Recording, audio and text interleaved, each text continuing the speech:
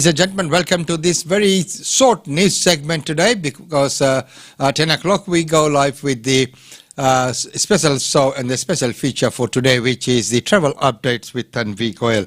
Well, right now, let's take a very quick look at some of the functions and events that are happening in Brisbane, which will be later on. But first of all, we'll also look at some of the news and news in brief.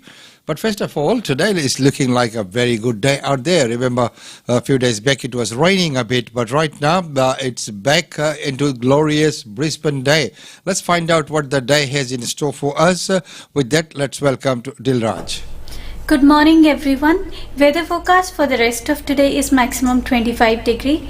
Brisbane area is mostly sunny with winds westerly 20 to 30 km per hour. Fire danger is low to moderate. Sun protection is recommended from 9:30 a.m. till 2 p.m. and UV index is predicted to reach 5, that is moderate. Till tomorrow, stay safe and enjoy the rest of your day. And thank you very much for that update, Dilraj. Well, right now, let's take a quick look at what's happening. We know that there's a man in India, he's an Australian man, who files a federal court case to challenge this travel ban. So, you know, where are we headed? The travel ban is going to end on the 15th. And as we talk about all the travel bans, we know that what's going to happen. So let's take a look at that news brief. A federal court challenge has been launched against the emergency declaration, making it an offence for Australian citizens to return home from India. Michael Bradley is the managing partner of Marquee Lawyers and he joins me now. Thank you so much for your time this afternoon. Your client has been in India since March last year. How long has he been trying to get back to Australia? For quite a while now. He was due to come back last November and has been stuck there ever since. Why hasn't he been able to get home? I do. Worry a lot. So his situation at the moment is that he would like to come back, but obviously he's prevented by law at the moment, which is the subject of the challenge. Sure, but I think we lost some of your audio in that period, but what was happening in these many months before? Obviously right now it's impossible, but over the last several months, has he been trying to get home? Well, that's not really the point. He wants to come home now and he's being prevented, and so that's what this case is about. Why has he decided to challenge this ban, given he's been there so long and it's only likely to last another 10 days? Well, in our view, this decision that the government's made, the minister's declaration, is invalid. It's not effective in law, and it sets an extraordinary and appalling precedent, and that needs to be challenged. So that's the purpose of the case. He's 73 years old, which puts him in a high-risk category. How serious is his risk of catching the virus? Well, I think everyone is pretty aware now of how dire the risk is for anyone in India, and certainly, of course, he is objectively in one of the highest risk categories. It is a catastrophic situation there. The first two grounds you're arguing this on relate to a statutory interpretation. What does that mean? Well, the Biosecurity Act gives the Health Minister extraordinary powers in a time like this. Once COVID-19 had been declared, that triggered these extreme powers that the Health Minister has. But those powers are subject to constraints which the legislation sets out, and in particular, it required him, before he made this decision, to take various matters into account relating to the appropriateness and the proportionality of the measures that he was taking, the restriction, whether there were less intrusive, less restrictive measures that could achieve the same purpose, because it all has to be directed at prevention of the disease. And from what we understand, it appears to us that the minister didn't take proper matters into account, or he considered some irrelevant matters and hasn't exercised his discretion properly. So that decision has miscarried. The other two are proportionality and reasonableness and constitutionality. Take me through those. So there are some issues around the extent of the minister's power as to whether he can make an extraterritorial declaration as he has, restricting people's movement out from outside of Australia. There are issues relating to the proportionality of the decision as a matter of general law, assuming that there is a basic right for Australian citizens to come home. And then there are two separate constitutional questions around the validity within the constitutional framework of this decision. One is whether the Commonwealth has this power at all, because the Commonwealth constrains what the Commonwealth Parliament has the power to do, and the other being whether the Constitution gives us as citizens an implied freedom to come home as a basic right of citizenship. Can you demonstrate that Australians have a constitutional right to enter Australia, which would override the need to protect public health? Well, if such a right exists, such a freedom, then it is not unlimited and would be subject to, Well, as the matter is going before the court, we know that it is not likely that the case will be heard before the ban is even lifted. So we'll see what happens, and we'll keep you updated on that scenario. Of course, there are questionable parts of that, and of course, that's what the lawyer representing the person who has made the claim saying. Well, right now, our PM has been scrambling to clarify this travel ban to India, and this has become a big issue.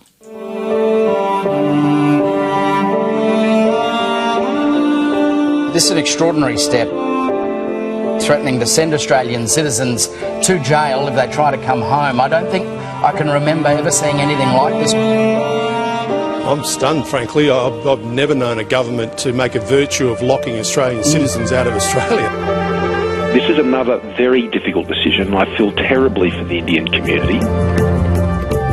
The Prime Minister has spent the week trying to defend the shock announcement of a ban on travellers from India, including Australian citizens. No one's gone to jail. I think the likelihood of anything like that occurring is pretty much zero. I want to stress that if you have been outside of India for 14 days, there is no restriction on you re-entering Australia. Australians of Indian heritage who are in India now, we will get them home. It will take time. It might have been the bluntest of decisions, but it seemed to be accompanied with the haziest of explanations, delivered in the most perplexing of ways. The midnight announcement, the failure to clearly explain why Australian citizens in India were being treated differently to those in other countries, the question of whether the problem was at the government-run quarantine facility at Howard Springs and/or hotel quarantine, and the question of what is so magical about the 15th of May. They all only added to the anger and confusion felt about the Morrison government's decision. Some people have said that we didn't need to put in place the same measures when dealing with travellers from the UK or the United States. Keep my day job, eh? Keep my day job. The government seemed to be getting its messages a little clearer today, but the politics have already become very splintered. The Prime Minister is facing everything from allegations of racism to an erosion of confidence in the handling of the pandemic. The need to dissuade people from trying to get back into Australia through indirect flights was behind the spectre of jail terms and heavy fines, and that need reflected the alarm of the government's medical advisers that the particularly virulent strains of COVID in India were increasingly prevalent in travellers and could escape our quarantine system. But the snap decision to completely close the borders to India, leaving 9,000 Australians on the other side, saw previous critics of state border closures expressing outrage and the government facing a legal challenge to the constitutionality of its move in the federal court. Our borders have proved to be a very strong barrier to COVID, and we are keeping them strong. The government was under attack from doctors, its own backbench, and even cricket players, and there were hinted suggestions that the ban might even be lifted earlier, with ministers saying the position was being reviewed daily. So what does the 2-week ban achieve, and how will authorities use the intervening period to better prepare our border bioprotections? By today, a strategy seemed to be emerging. There will be more measures put in place to screen people for COVID before they travel. There will be an initial run of government evacuation flights, meaning the need for more room at Howard Springs rather than a return to commercial flights where passengers are funnelled through hotel quarantine. The pause will enable us to get Australian citizens and residents and their immediate families back to Australia under those repatriation flights. That in turn means getting the COVID positive people and the close contacts who might still test positive out of Howard Springs. And it means buying a bit of time before the facility is expanded by the end of the month. And while the government considers a Victorian government proposal for another dedicated centre in Melbourne. Meanwhile, the Prime Minister is working overtime to build bridges with India, an increasingly important strategic partner. We must work together. We must do it safely. I want to thank you for your patience and your understanding. There was that report there, and of course, as we know, the situation is really, really bad. And there is talks about that the third wave might be on the way as well. So right now, let's join Barry O'Farrell, the High Commissioner for Australia in India. Welcome, Barry O'Farrell. Firstly, describe us the situation in India. We've seen the pictures. What's it like on the ground? Well, it's different. As in Australia, India is a federation, and state by state, the COVID situations are difficult.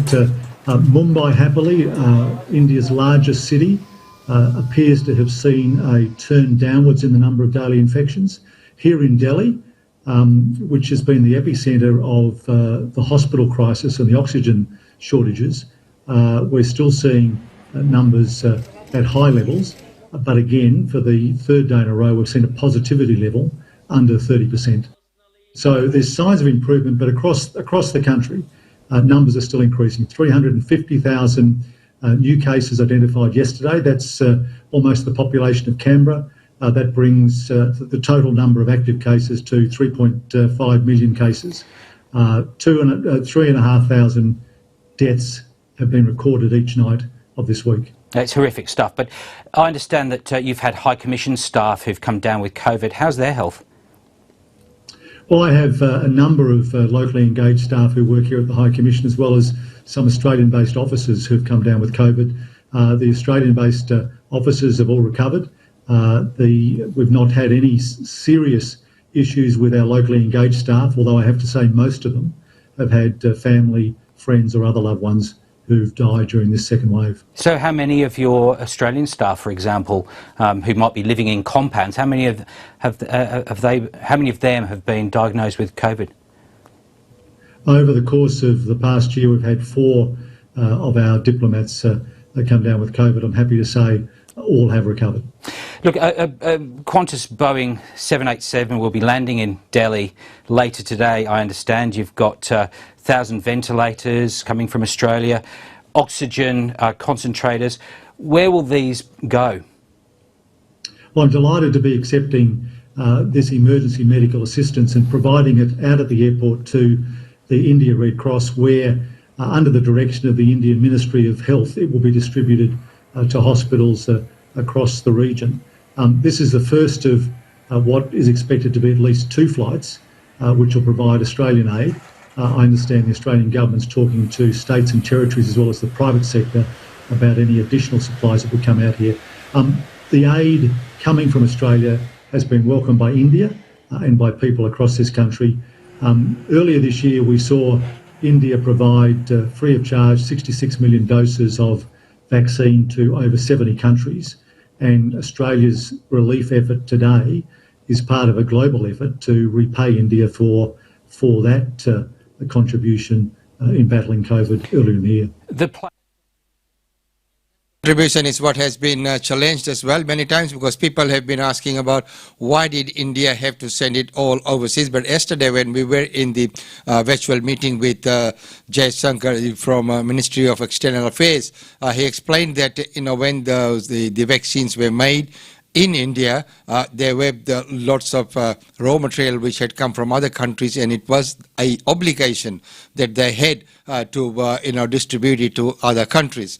But the other thing was that this morning, Pradeep, who got on the morning show of IBC, challenged Prime Minister Modi of not handling the situation very well. He's saying that when the COVID was under control, if he could take credit for that, he should also take the blame for what's happening now. So that, he said you can't just take the credit and not the blame. Well, this morning, Michelle Rowland and Norman Swan, take their vaccine shots as well. Let's take a look at that report. That's Michael from ABC. The first dose of the AstraZeneca vaccine. You've been talking about it so publicly for the last 12 months, but what are your feelings this morning ahead of the first dose for you? I'm really looking forward to it. I mean, this is just time to get it done and protect yourself. It reduces infection rates, protects the community. It's going to take me 12 weeks before I can have the second dose, so, the sooner you get it done, the better. Shall we go? We'll go, let's go. Let's do it. Why is it important for you to be vaccinated? I actually think it's important for the community. I'm actually, irrespective of my opinions, I just think it's necessary for all of us to do it. I just think it's the right thing to do, so the sooner we can get through this, the better. Everyone was really polite and informative. It's actually quite a pleasant experience. Hi, next please. So, Michael, you're having your first AstraZeneca today. Yes, I am. You'll have the second one in 12 weeks' time. Okay. Yeah. And I just need to get to the top of your arm, so you need to take your arm out of your jacket. Sure. So you're right with needles? Yes. Just let your arm relax, totally flop, beautiful. So after this, you just wait the other side of the curtain like everyone else does for 15 minutes. Okay. Nothing to it. Okay, come on over please, thank you. Are you feeling well today? Yes. Okay, good. No headaches, no sore throats, nothing like that.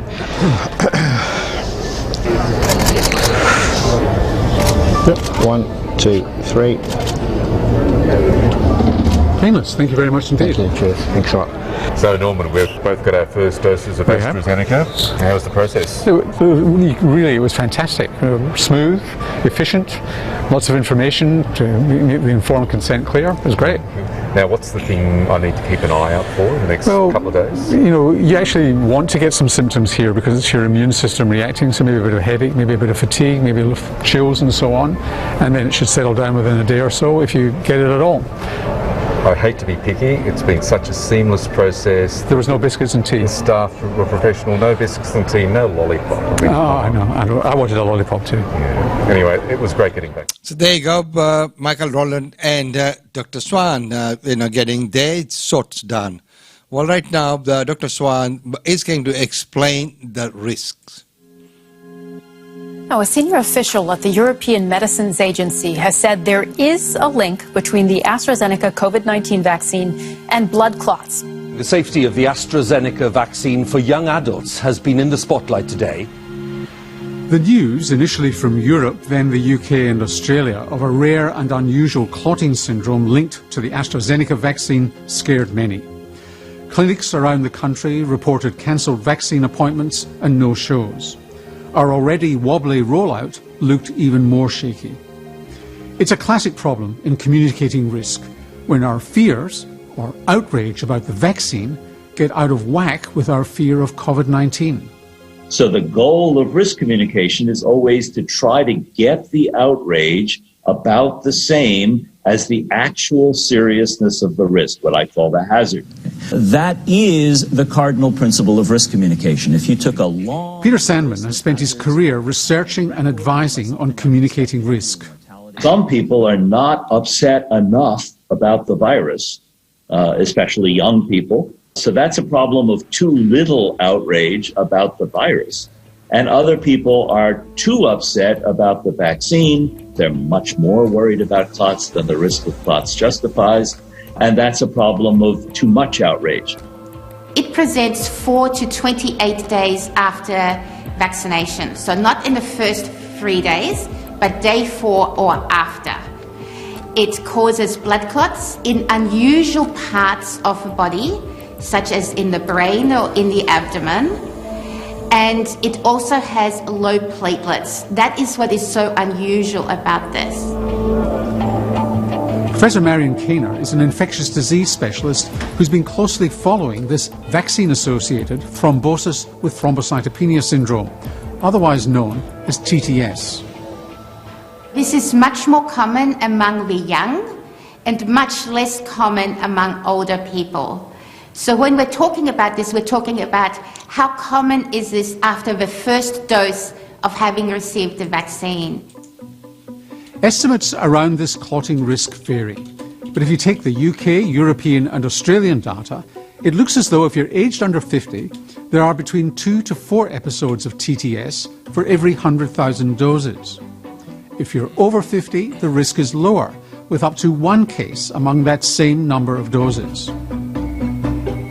So let's now pretend that those 100,000 doses are 100,000 people. So the Melbourne Cricket Ground has 100,000 people in that.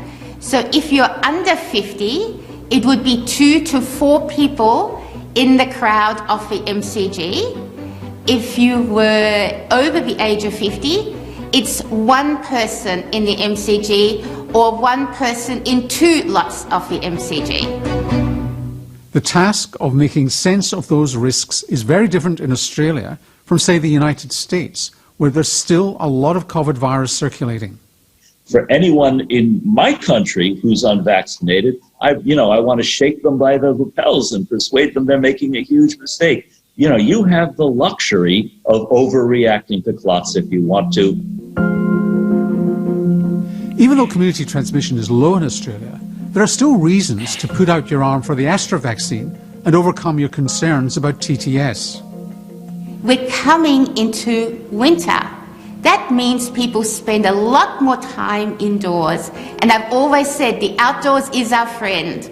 Indoors, we can... Outdoors is our friend, and of course we're coming on to winter as well, so that's not a very good sign. But please, if you get a chance, go get vaccinated. Of course, I know that includes me as well. We will do it in due course and do the right thing. Right now, let's take a commercial break.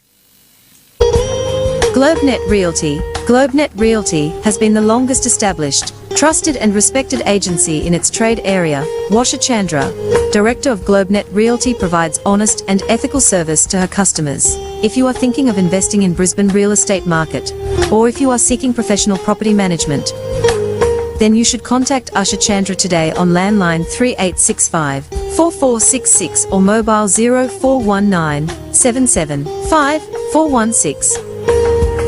And for further updates, log on to our website www.globenetralty.com.au. GlobeNet Realty is your own local real estate agency. Situated at Shop 52281 Sandgate Road, Boondall. GlobeNet Realty. Real estate is our world.